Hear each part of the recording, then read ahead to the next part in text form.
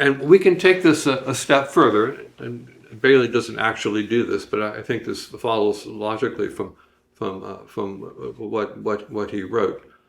What it recalls to my mind is C.S. Lewis's book, Mere Christianity, in which he says that the things that Jesus said about himself suggest that either he was a liar, or he was a madman, or he was exactly who he said he was.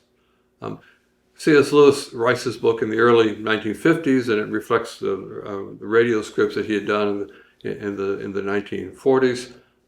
And most lay people, and certainly pastors, would have embraced C.S. Lewis's idea, but many of the scholars at the time objected to it. They said there's actually a fourth option that C.S. Lewis was ignoring, and that is that Jesus could have been, as a first century person, he could have easily been deluded.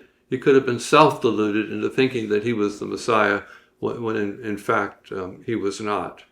I think one of the beauties then of, or one of the great takeaways, we could say, from Bailey's writing is that argument is very difficult to make these days.